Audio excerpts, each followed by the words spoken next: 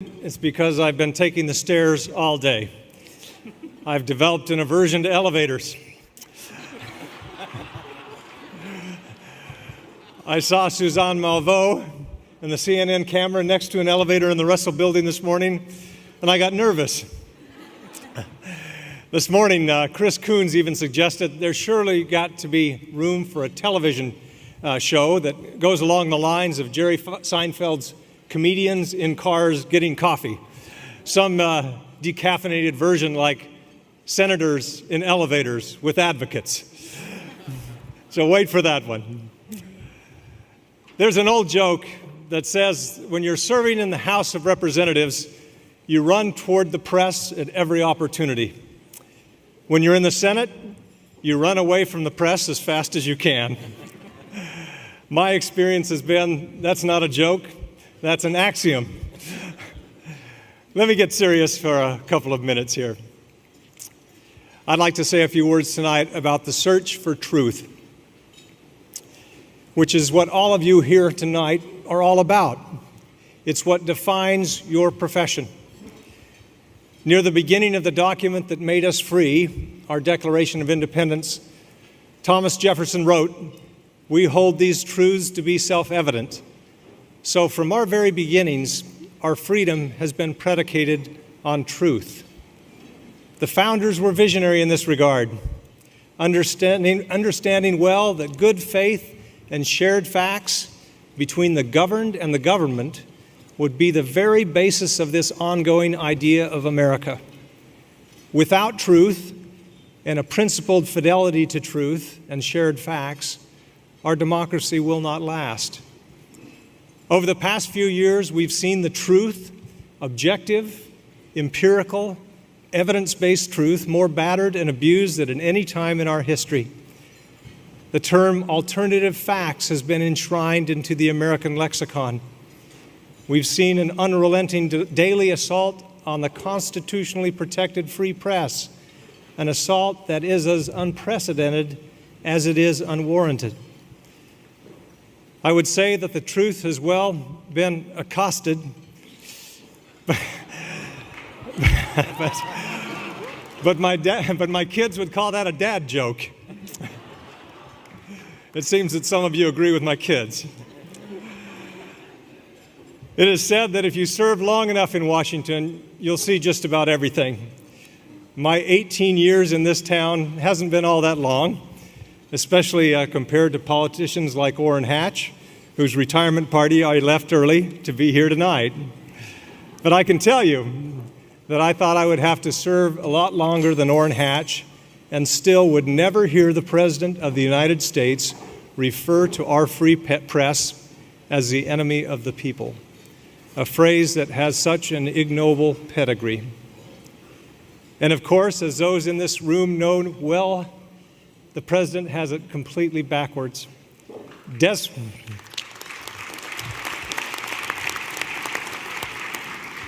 Despotism is the enemy of the people. The free press is the despot's enemy, which makes the free press the guardian of democracy.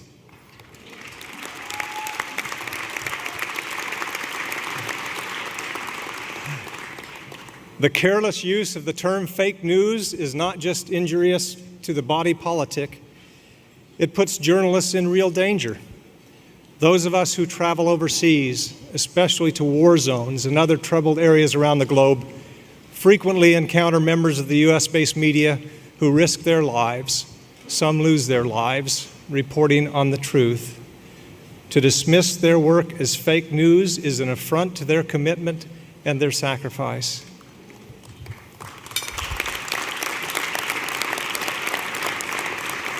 But it's more than that.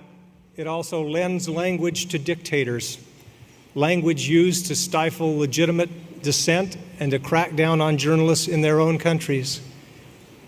The values of free expression and reverence for the free press have been our global hallmark. It is our ability to freely air the truth that keeps our government honest, and it keeps the people free. Between the mighty and the modest, truth is the great leveler. That's why respect for freedom of the press has always been and must always be one of this country's most important exports. And in our country, from the trivial to the truly dangerous, it is the range and regularity of the untruths we now see that should be cause for profound alarm. As George Orwell warned, the further a society drifts from the truth, the more it will hate those who speak it. In America, we do not pay obeisance to the powerful. In fact, we question the powerful most ardently. To do so is our birthright and a requirement of our citizenship. And so, we know well that no matter how powerful, no person, not even the president, will ever have dominion over objective reality.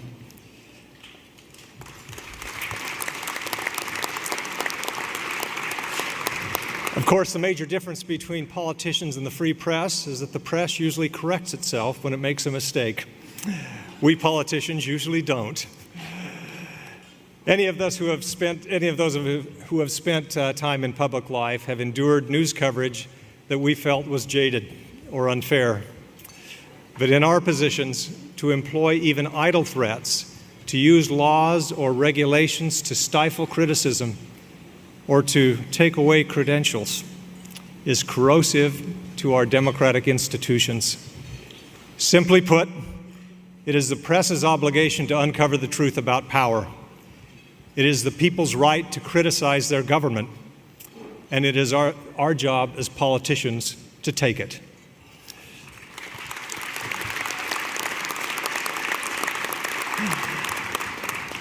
The question of why the truth is now under such assault may well be for historians to determine.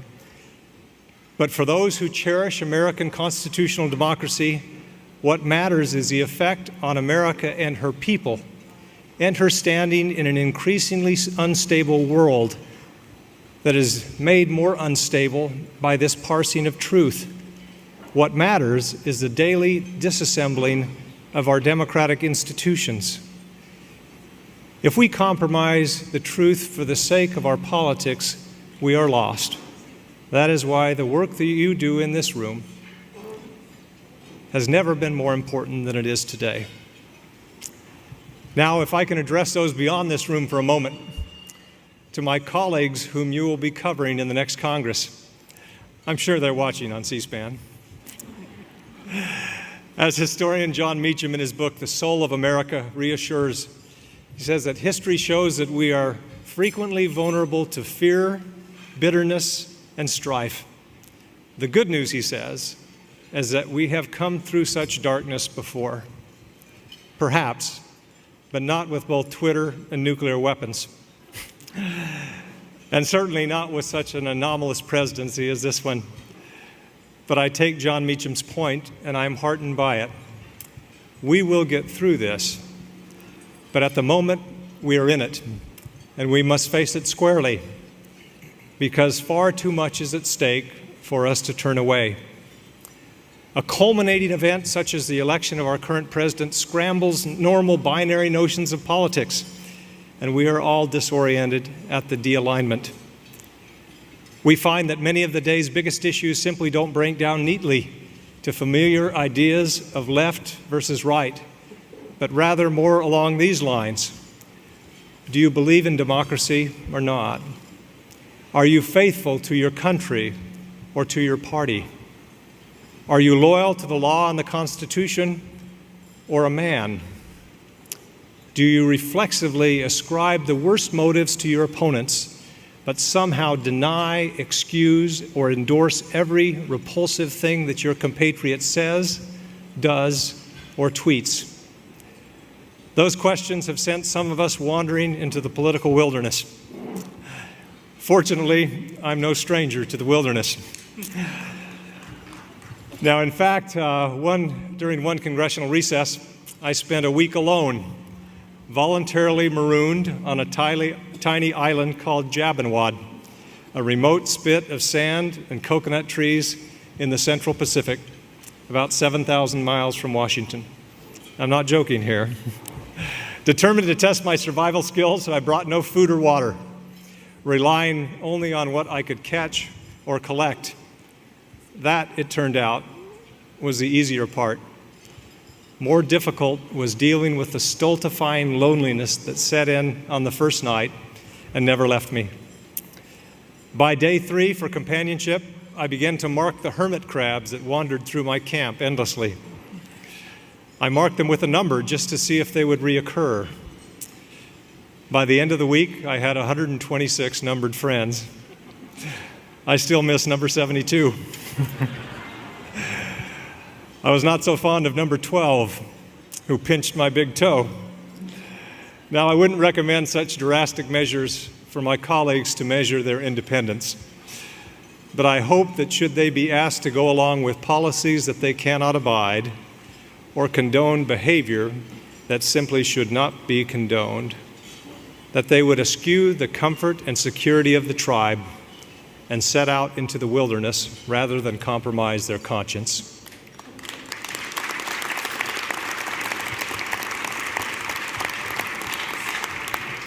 I would urge them to challenge partisan assumptions regularly, recognize the good in their political opponents, apologize every now and then, admit to mistakes, forgive and ask forgiveness, listen more, speak up more.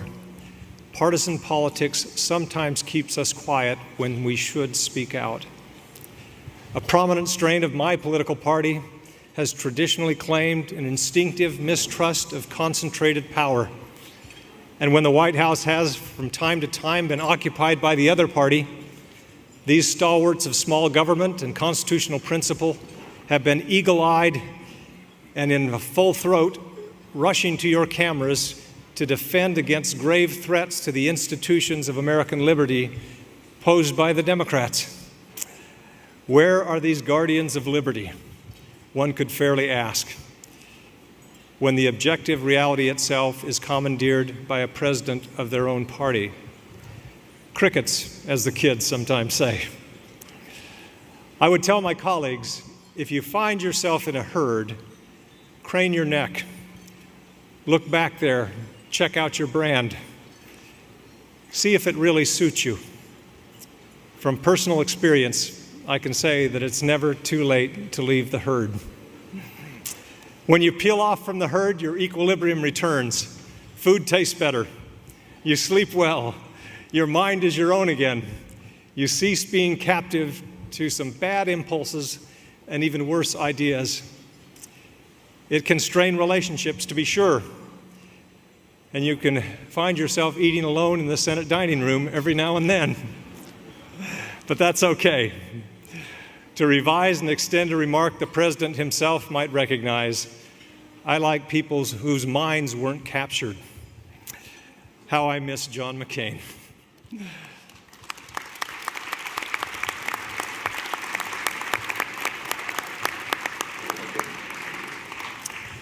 Now, if you will indulge me for just a minute while I talk about my beloved state of Arizona. Nearly a century ago, or a century and a half ago, Brigham Young sent my great-great-grandfather, William Jordan Flake, from Utah to settle in northern Arizona. He started a community, and after the arrival of a man named Erastus Snow, the town was named Snowflake for the two of them. It was in this small community that I was raised, on a ranch with 10 brothers and sisters, and 69 first cousins on my father's side alone. If you're wondering how a flake can get elected, well, now you know. I just wish I had more cousins in New Hampshire.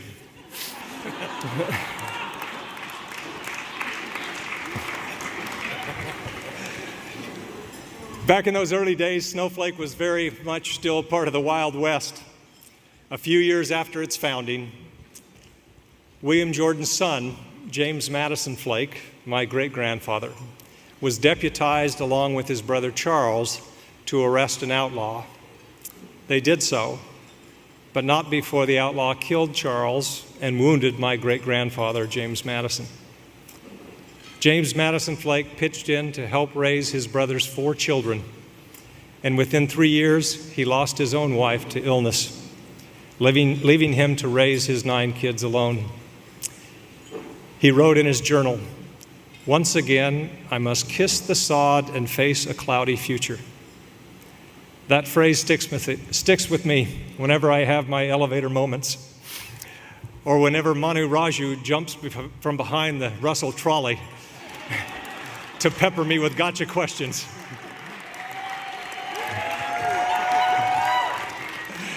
You know it's true, Manu.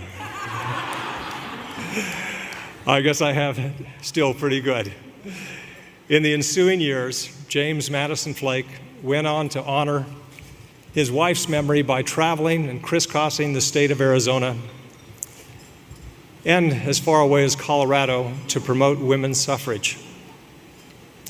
I have to think that this week, more than a century later, James Madison Flake would be as proud as his great-grandson that Arizona has elected its first female senator.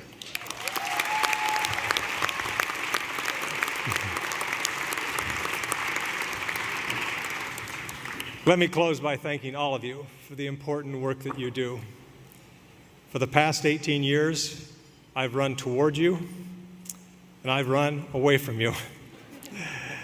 And I've enjoyed, well, almost every minute of it. The work you do here is more important than ever, and you do it well. Please keep doing it. And lastly, and most sincerely, go get him a Costa.